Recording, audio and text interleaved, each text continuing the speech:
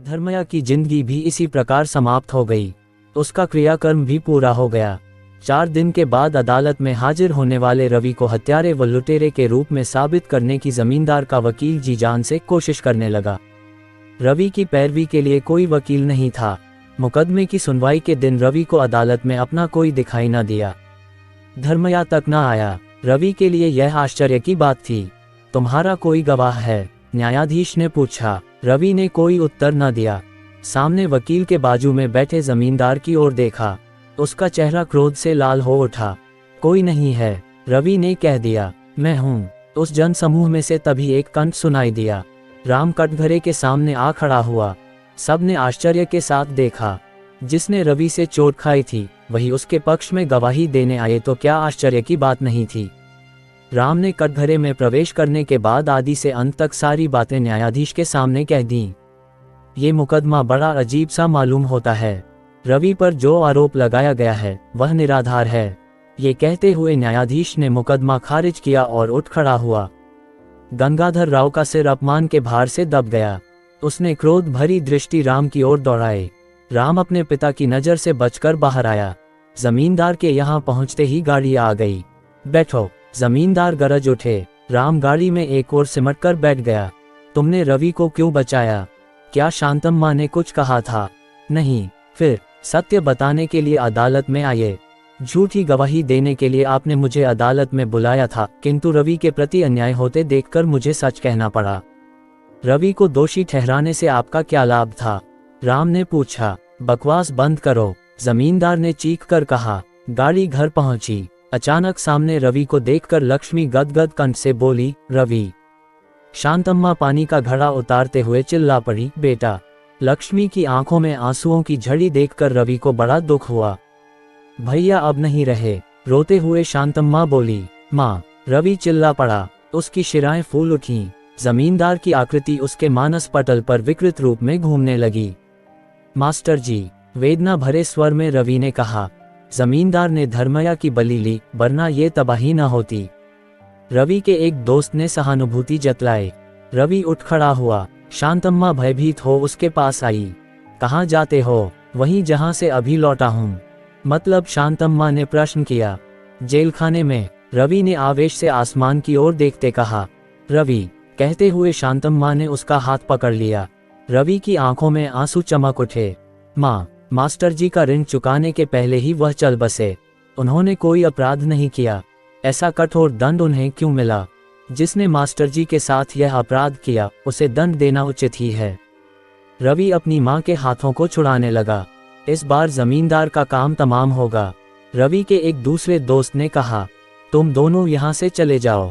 तुम्हारी बातें रवि को और भी उत्तेजित कर रही हैं। शांतम्मा ने समझाया। रवि के दोस्त चुपचाप चले गए। शांतम्मा ने किवाड़ बंद कर लिए। स्नान करके भोजन करो बेटा। मुझे जरूरत नहीं है माँ। तुम गंगाधर राव का क्या करना चाहते हो, मैं भी तो सुनूं। मास्टर साहब की मृत्यु का दंड देना चाहता हूँ। इससे पहले एक काम करोगे तो अच्छा होगा। क्या? रवि ने बड़ी आतुरता से पूछा। वह दंड पहले मुझे दे दो माँ। रवि पागल की तरह चिल्ला पड़ा। शांतम्मा के अनुरोध पर रवि ने थोड़ा भोजन किया, फिर लेट गया, पर उसे नींद नहीं आई। वह अचानक उठ बैठा। शांतम्मा धीरे से कमरे में आई और पूछा, उठ क्यों गए? यूं ही। रवि फिर लेट गया। शांतम्मा जानती है कि रवि जो भी निश्चय करता है उसकी पूर्ति किए बिना वह नहीं मानता। उसके कार्य के द्वारा होने वाले परिणाम की कल्पना करके शांतम्मा काम उठी। फिर न मालूम कैसे शांतम्मा को नींद आ गई। गली में कुत्तों का भौंकना सुनकर वह उठ बैठी और देखा, रवि चारपाई पर नहीं है। लक्ष्मी, शांतम्मा ने पुकारा। लक्ष्मी शांतम्मा की आवाज सुन चौंक कर उठी और उसके पास आई। रवि कहाँ है? लक्ष्मी बेचारी को क्या पता था। मौन रही। उसने जो सोचा था वह जरूर करेगा। चलो, ये कहते हुए शांतम्मा ने लक्ष्मी का हाथ पकड़ा। माँ, मैं यही हूँ। रवि की आवाज सुनकर दोनों रुक गईं। रवि धर्मया के कमरे से आया। रवि ने अपनी पेटी से छुरी निकाली थी और कमर में खोंसली थीं। उसे अपनी माँ से छिपाते हुए वह भयभीत हो देखता रहा। कमरे के अंदर क्यों गए? शांतम्मा ने पूछा। मेरा मन अशांत है। मैं सोचा मास्टर जी के रहने से पवित्र हुए उस कमरे में बैठने से शायद मन को शांति मिले। रवि के मुंह से यह बात सुनकर शांतम्मा के नेत्र सजल हो उठे। लक्ष्मी को साथ ले वह अपने कमरे में चली गई। आधी रात हो चुकी थी। रवि ने सोचा, शांतम्मा ये सोचकर सोती होगी कि मैंने अपना प्रयत्न त्याग दिया है। वह धीरे से उठा, दबे पांव दरवाजे के पास पहुंचकर कुंडी पर हाथ रखा। रवि, मेरी बात सुन लो बेटा। शांतम्मा की आवाज सुनकर रवि ठिठक कर रह गया। रवि ने चारपाई के निकट जाकर देखा, वह नींद में बड़बड़ा रही थी, इसलिए वह कुंडी हटाकर बाहर चला गया और जमींदार के महल की चहारदीवारी लांघकर भीतर पहुंचा। महल के द्वार बंद थे। खिड़की में से झांका, राम सो रहा था। उसने मन ही मन उसका अभिनंदन किया। फिर ऊपरी मंजिल पर जाने का कोई मार्ग न देखकर खंभे के सहारे वह गंगाधर राव के कमरे तक पहुंचा। जमींदार पलंग पर लेटकर खुर्राटे ले रहा था। पास में एक दूसरी चारपाई पर पार्वती सो रही थी। कांच लगी खिड़की में रवि ने लात मारी। शीशे के टूटने से क्षण की आवाज सुनकर पार्वती चौंक कर उठी। रवि को देखकर वह चिल्ला पड़ी। जमींदार जाग गया। रवि कमरे के अंदर कूद पड़ा। पार्वती नीचे दौड़ गई। पुलिस को फोन करके सारे दरवाजे खोल दिए। जमींदार ने हिम्मत हारे बिना कहा, ओह तुम हो, और तकिए के नीचे हाथ बढ़ाया। बिजली की भांति रवि गंगाधर राव पर कूद पड़ा और उसकी छाती में छुरा भोंक दिया।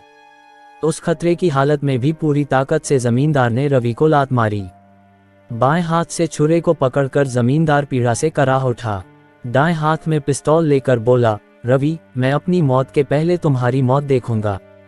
जमींदार ने रवि पर निशाना साधा। सहसा शांतम्मा को देखकर रवि चिल्ला उठा, माँ तुम बीच में मत आओ। गोली चलने से पहले ही शांतम्मा ने रवि को एक और धकेल दिया। गोली शांतम्मा के गले को छूकर निकल गई।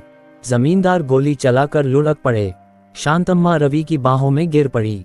पिस्तौल की आवाज सुनकर नौकर चाकर पार्वती सब घटना स्थल पर आ पहुंचे। पार्वती अपने पति की छाती से बहने वाली खून की धारा देखकर चिल्लाकर बेहोश हो गई। राम ने पिता के हाथ से पिस्तौल ले लिया और प्रतिशोध की भावना से रवि पर निशाना साधा। पल भर में लक्ष्मी ने राम के हाथ का पिस्तौल ले लिया। राम ने आश्चर्य के साथ उसकी ओर देखा। उसकी आंखों में चमकने वाले भावों को पढ़ा। वेदना से कराहते जमींदार को देखकर राम शोकपूर्ण कंठ से बोला, पिताजी। शांतम्मा उन्मादिनी की भांति जमींदार की ओर देख रही थी। उसने सहानुभूतिपूर्ण शब्दों में कहा, मैं अपने बेटे की करनी पर पछताती हूँ, लेकिन मैं क्या कर सकती हूँ। सुनिए, अब भी सही, आप सच बता दीजिए, शायद आपकी आत्मा को शांति मिले। जमींदार ने बड़े प्रयत्न के साथ एक बार आंखें खोलीं। उस तीव्रतर पीड़ा को दांत भींचे सहन करते हुए कंपित कंठ से बोले, क्या आप ये समाचार अब तक गुप्त ही रख सकी। फिर उफ कहते पीड़ा का अनुभव करते हुए सीने पर हाथ रखा। राम, जमींदार ने पुकारा। राम ने उनकी ओर देखा। शांतम्मा तुम्हारी जन्मदात्री माँ है, तुम मेरे दत्तपुत्र हो, ये शब्द कोमल स्वर में निकले। फिर दांत भींचते चिल्ला पड़े, रवि। जमींदार ने सदा के लिए आंखें मूंद लीं। पिता से लिपटा राम उठा और माँ कहते हुए शांतम्मा की बाहों में एक बच्चे की भांति झुक गया। शांतम्मा ने तृप्ति के साथ उसके सिर का स्पर्श करते हुए कहा, राम। थानेदार को सामने खड़े देखकर रवि ने हथकड़ियां डलवाने के लिए हाथ बढ़ाए। राम चिल्ला उठा, रवि। बड़े प्रेम के साथ राम ने रवि को अपनी भुजाओं में कस लिया। कहा, तुमने अक्षम्य अपराध किया है। इसका कारण परिस्थितियां हैं, क्योंकि हमें एक दूसरे को समझने का मौका ही नहीं मिला। जब मैं तुमको निकट लाना चाहता था, तुम मुझसे दूर होते गए। लेकिन ये शब्द कहते हुए राम का कंठ अवरुद्ध हो उठा। राम के हाथ को धीमे से दबाते हुए रवि बोला, भैया, मुझे अपनी चिंता कभी नहीं है। परिस्थितियों के विषम चक्र की चपेट में आ गया। अब भी मुझे विश्वास नहीं होता कि मैंने कोई अपराध किया है। अपराध किसका हुआ है, ये तो भविष्य ही बतावेगा। फिर लक्ष्मी को देखकर रवि ने कहा, भैया, जेल जाने के पहले मैं तुमसे एक याचना करना चाहता हूँ। राम ने रवि की ओर प्रश्नभरी दृष्टि से देखा। मैं चाहता हूँ कि लक्ष्मी मेरी भाभी बने। माँ का ख्याल रखना, बस। सबको एक बार देख रवि सिर झुकाए आगे बढ़ गया। वीर की भांति निर्भयता के साथ जाते रवि को देखकर शांतम्मा व्यथापूर्ण स्वर में, रवि, चिल्लाकर बेहोश हो गई। कुछ दिन के बाद रवि की इच्छानुसार लक्ष्मी राम की अर्धांगिनी बनी, किंतु भूदेवी जैसी शांतम्मा की वाणी जाती रही। गोली लगने के बाद शायद ऐसा हुआ था। राम ने अपनी मां की वाणी सुननी चाहिए। बड़े बड़े डॉक्टर और वैद्यों को बुलवाकर चिकित्सा कराए। खूब खर्च किया पर कोई फायदा न हुआ। आखिर एक अनुभवी वैद्य ने राम से कहा, छोटे पुत्र के जाने के साथ इनकी वाणी गई है, उसके आने के साथ ही इनकी वाणी भी लौट आनी चाहिए। दोनों सहोदर भाई जब साथ साथ प्रेम से मुस्कराते हुए मां की ओर देखेंगे, तभी उनकी अमृतमय वाणी सुन सकेंगे।